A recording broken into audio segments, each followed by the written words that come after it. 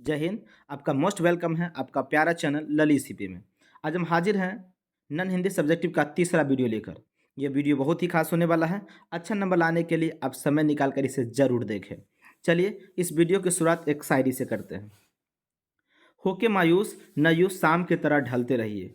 होके मायूस न यूं शाम की तरह ढलते रहिए। जिंदगी एक भोर है, सूरज की तरह निकलते रहिए। ठहरिएगा एक पाँव पे तो थक जाइएगा। ठहरिएगा एक पाँव पे तो थक जाइएगा।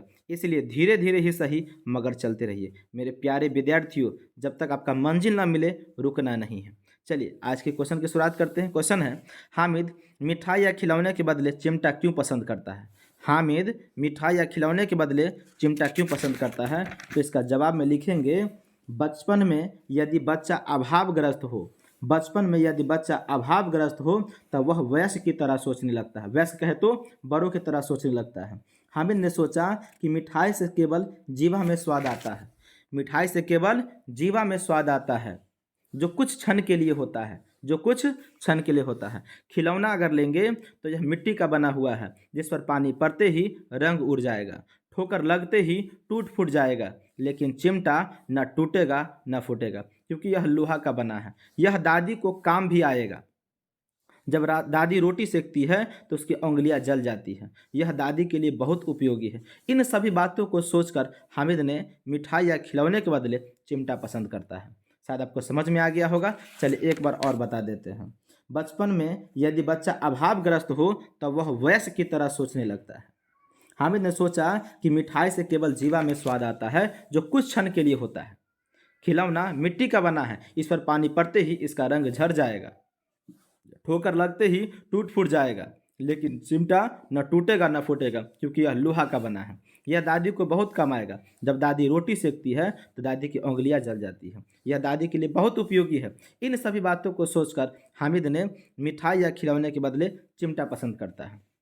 चलिए दूसरा क्वेश्चन है कि बाल गोविंद भगत ने पुत्र की मृत्यु पर अपनी भावनाएं किस तरह से प्रकट की? बाल गोविंद भगत ने पुत्र की मृत्यु पर अपनी भावनाएं किस तरह से प्रकट की? तब बोलेंगे कि बाल गोविंद भगत ने अपने बेटे की मृत्यु पर विलाप करते नहीं देखे। विलाप माने होता है रोना धोना। बाल गोविंद भगत ने अपने बेटे की मृत्यु पर विलाप करते नहीं देखे, बल्कि वे मग्न होकर गीत गा रहे थे और कह रहे थे कि आज खुशी मनाओ, आनंद मनाओ, एक आत्मा परमात्मा से मिल गया है। यानी उनका मानना था कि मरने के बाद आत्मा परमात्मा से मिल जाता है। ठीक है, एक आत्मा परमात्मा से मिल जाता है।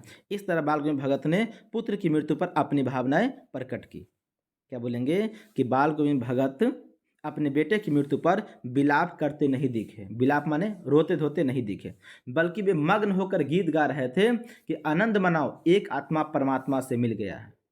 वे मग्न होकर गीत गा रहे थे कि मग्न मनाओ यानी आनंद मनाओ, खुशियां मनाओ, एक आत्मा परमात्मा से मिल गया है। यानी उनका कहना था कि मरने के बाद आत्मा परमात्मा से मिल जाता है। इस तरह बाल गोविंद भगत ने पुत्र की मृत्यु पर अपनी भावनाएं को व्यक्त किए। अगला क्वेश्चन है, अपने पैरों पर पानी गिराने से खेमा को तसल्ली क्यों मिलती थी? अपने पैरों पर पानी गिराने से खेमा को तसल्ली क्यों मिलती थी? तब बोलेंगे गर्मी का मौसम था। गर्मी का मौसम था। खेमा के पैर में चप्पल नहीं था। खेमा के पैर में चप्पल नहीं था और चप्पल की मांग करने पर कसारा से उसे डांट भी पड़ती थी। चप्पल की मांग करने पर, जो चप्पल का मांग करता था कसारा से, तो उसे डांट भी पड़ती थी। खेमा के पैर पे जलन को, जब खेमा का जो पैर जलता था ना, तो उस जलन को दूर करने के लिए खेमा अपने पैर पे पानी गिराता था, जिससे उसको तसल्ली मिलती थी। ठीक है, क्या बोलेंगे कि गर्मी का मौसम था, खेमा के पैर में चप्पल नहीं था। अब वह चप्पल का जब मांग का सारा से करता था तो उसे डांट भी पड़ती थी। ठीक है, खेमा जो है अपने पैर की जलन को दूर करने के लिए, जब उसका पैर जलता था, उस जलन को दूर करने के लिए अपने पैर पर वह पानी गिराता था, जिससे उसको तसल्ली मिलती थी। समझ में आ गया? चलिए अगला क्वेश्चन आपका कि झांसी की रानी कविता के आधार पर काल्पी युद्ध का वर्णन अपने शब्दों में कीजिए। झांसी की रानी कविता के आधार पर काल्पी युद्ध का वर्णन अपने शब्दों में कीजिए। तो कहेंगे कि झांसी के मैदान में विजय प्राप्त करने के बाद रानी लक्ष्मीबाई काल्पी के मैदान में युद्ध करने चली गई। झांसी के मैदान में विजय प्राप्त करने के बाद, विजय माने जीतने के बाद, झांसी के मैदान में जब जीतने के बाद, जब जीत गई, तो रानी लक्ष्मीबाई काल्पी के मैदान में युद्ध करने चली गई। समझ में आ गया होगा? झांसी के मैदान में विजय प्राप्त करने के बाद यानी जीतने के बाद रानी लक्ष्मीबाई काल्पी के मैदान में युद्ध करने चली गई। और झांसी से लगभग 100 मील दूर होने के कारण जो कालपी था वो झांसी से 100 मील दूर था। तो झांसी से 100 मील दूर होने के कारण उसका घोड़ा बुरी तरह से थक चुका था। जो घोड़ा था बुरा तरह से थक चुका था। वह घोड़ा जो है गिर कर मर गया। अब रानी लक्ष्मीबाई ने क्या करे तो नया घोड़ा लेकर वह युद्ध करने चली गई। इस युद्ध में अंग्रेजों को वह हरा दी और अंग्रेज को फिर से हार का मुंह देखना पड़ा। चलिए अगला क्वेश्चन है आपका, सैनिकों को उत्साहित करने के लिए पद्मा ने क्या किया। सैनिकों को उत्साहित करने के लिए यानी सैनिकों में जोश भरने के लिए पद्मा ने क्या किया। तो बोलेंगे कि सैनिकों को उत्साहित करने के लिए पद्मा ने अपने सैनिकों को बोली, वीर आप वीर कन्या हैं, वीरों की पत्नी हैं। ये सब बात कह के स्त्री के अंदर वीर रस का संचार कर देती है और जोश भर देती है। बोलेंगे सैनिकों को प्रोत्साहित करने के लिए पद्मा ने अपने सैनिकों को वीर की कन्या, वीरों की पत्नी इत्यादि बातों कह के उसके अंदर संचार भर देती है, उसके अंदर जोश भर देती है। और उसके साथ साथ पिता, भाई, पुत्र, पति के हथियारों से क्या बोलेंगे, उसके साथ साथ पिता, भाई, पुत्र और पति के हथियारों से लोहा लेकर मातृभूमि को पराधीन होते नहीं देखने की प्रतिज्ञा करवाती है कि उससे लोहा लेना है, बदला लेना है और अपने मातृभूमि को, ठीक है, अपने दुश्मन से, ठीक है, पराधीन होते नहीं देखना है, इसकी प्रतिज्ञा करवाता है। चलिए अगला क्वेश्चन समझिए। अगला क्वेश्चन है कि गांव के किसान शीर्षन को क्या समझते थे। गांव के किसान शीर्षन को क्या समझते थे। तो बोलेंगे गांव के किसान शीर्षन को कामचोर, बेकार का आदमी, धीरे धीरे काम करने वाला, नाप तोल कर काम करने वाला, मुफ्त में मजदूरी लेने वाला समझते थे। गांव के किसान शीर्षन को कामचोर, बेकार का आदमी, धीरे धीरे काम करने वाला, नाप तोल कर काम करने वाला, मुफ्त में मजदूरी लेने वाला लोग समझते थे। ठीक है। चलिए अगला क्वेश्चन है, हामिद कितने वर्ष का है और कैसा है। हामिद कितने वर्ष का है और कैसा है। क्वेश्चन नंबर आपका 27 है। तो बोलेंगे कि हामिद 4 से 5 साल का गरीब दुबला पतला लड़का है। हामिद 4 से 5 साल का गरीब दुबला पतला लड़का है जिसका बाप जो है पिछले वर्ष हैजे से मर जाता है। जिसका बाप यानी हामिद का बाप जो है पिछले वर्ष हैजे के कारण मर जाता है और कुछ दिन के बाद माँ भी पीली हो जाती है, जिसके कारण उसकी माँ की भी मृत्यु हो जाती है, माँ भी मर जाती है। समझ में आ गया होगा कि हामिद कितने वर्ष का है और कैसा है। ठीक है। हामिद 4 से 5 साल का है और गरीब दुबला पतला लड़का है जिसका बाप पिछले वर्ष जो है हैजे के कारण मर गया और माँ जो है कुछ दिन के बाद पीली होती गई और पीली होते होते वह भी मर जाती है। चलिए अगला क्वेश्चन है, कर्मवीर की पहचान क्या है। 28वां क्वेश्चन, कर्मवीर की पहचान क्या है। तो बोलेंगे कर्मवीर विघ्न बाधाओं से नहीं घबराते हैं। कर्मवीर जो होते हैं वो विघ्न बाधाओं से, उसके पास कोई अगर बाधा आ जाता है, कोई समस्या आता है तो उससे घबराते नहीं हैं। वह विघ्न बाधाओं से नहीं घबराते हैं। वे भाग्य के भरोसे नहीं रहते हैं कि भाग्य में जो लिखा वो हो जाएगा, ऐसा नहीं है। वे कर्म पर भरोसा करते हैं, कर्म, भाग्य नहीं कि जो भगवान लिख दिया, जो अल्लाह लिख दिया वो होगा, ऐसा नहीं है। अपना भी काम करते हैं, ये नहीं कि जो लिख दिया गया वो तो होबे करेगा, सुतले रहो, काम ही नहीं करो। ठीक है। वे भाग्य भरोसे नहीं रहते हैं, वे कर्म करते हैं।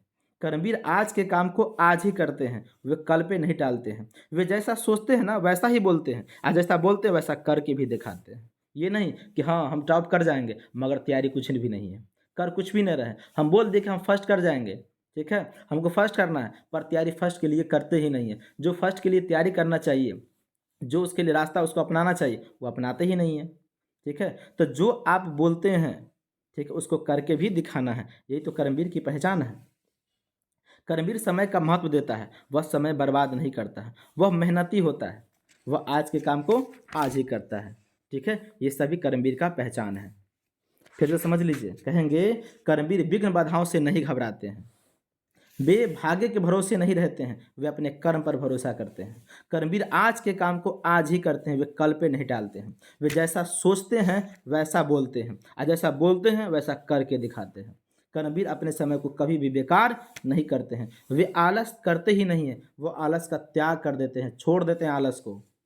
कर्मवीर अपने समय का महत्व देते हैं, वे मेहनती होते हैं।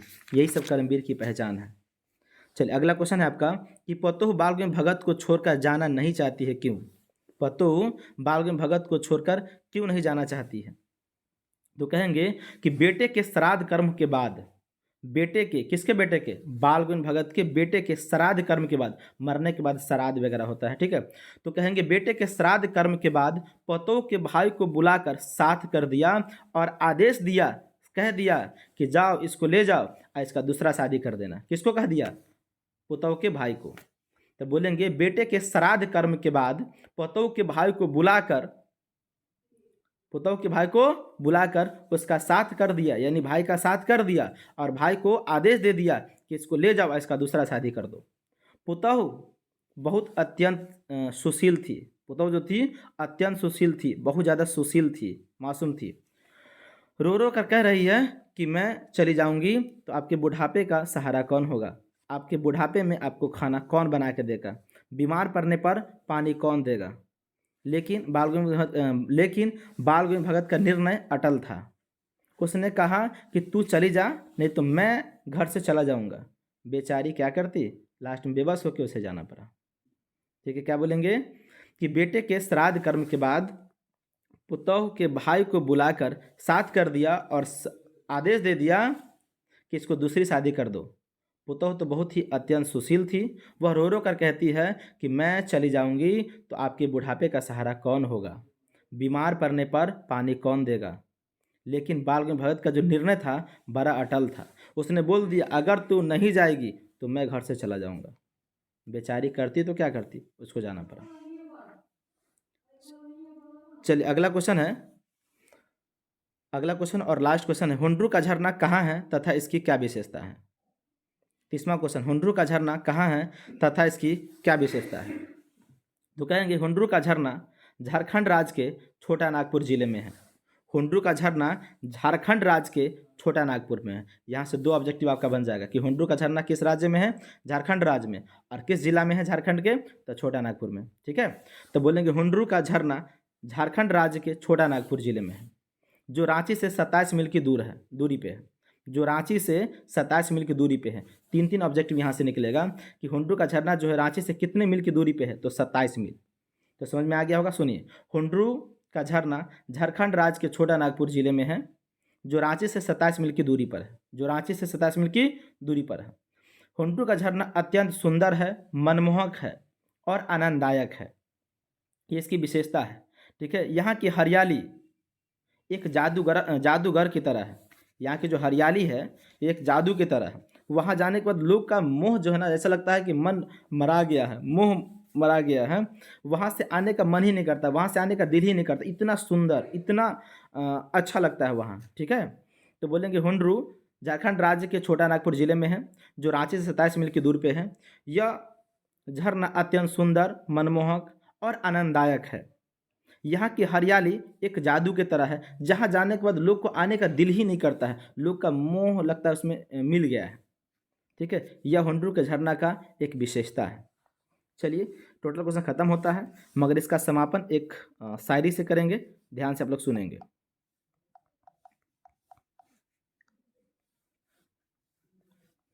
शायरी है, टूट जाइए, रो लीजिए, फिर बिखर जाइए, मगर हिम्मत मत हारिए।